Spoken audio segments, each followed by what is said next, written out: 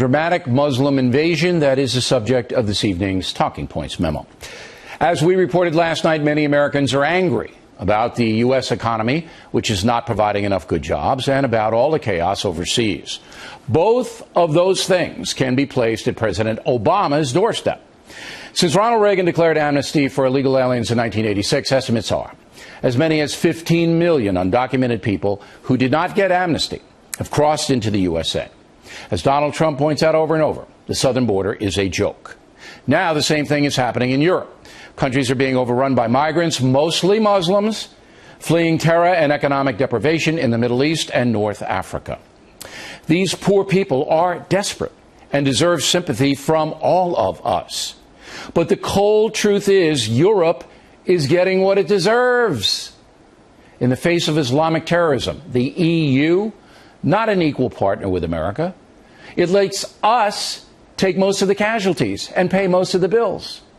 If a combined Europe had stepped up in Afghanistan, Iraq, and Syria the way it should have, those conflicts would have been contained. A well-coordinated American-European power push would have crushed the jihadists a long time ago and would have badly damaged Iran as well. But Europe has basically sat it out. Thus, it was left to Presidents Bush and Obama to manage the Middle Eastern mess, and neither man could do it. President Bush lost control of the Iraq War, and President Obama has made things even worse. Let's begin in October 2011, when the brutal dictator Gaddafi was killed in the Libyan uprising. Today, the government of Libya announced the death of Muammar Gaddafi. This marks the end of a long and painful chapter for the people of Libya, who now have the opportunity to determine their own destiny in a new and democratic Libya.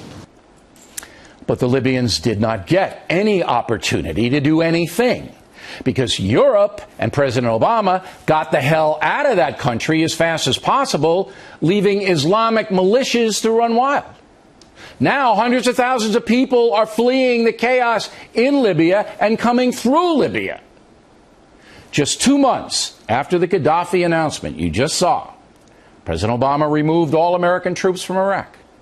Our forces were providing stability and were keeping Iran from dominating Iraq. Nevertheless, Mr. Obama pulled the troops out. Now, Iraq's not a perfect place. It has many challenges ahead.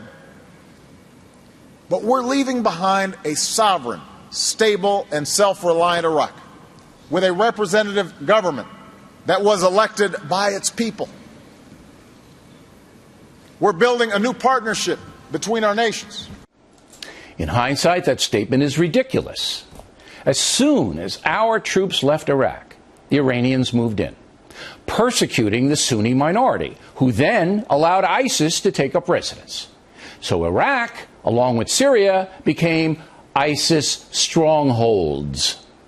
That was perhaps President Obama's biggest foreign policy mistake.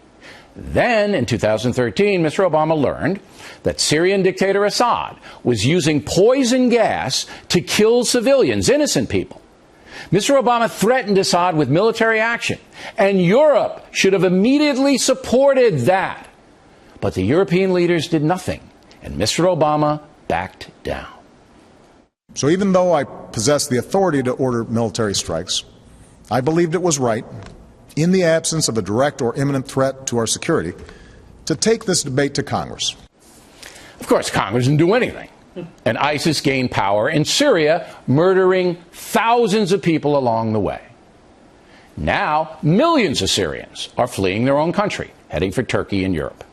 So you can see, a combination of cowardice and bad policy has led to one of the biggest mass migrations in history.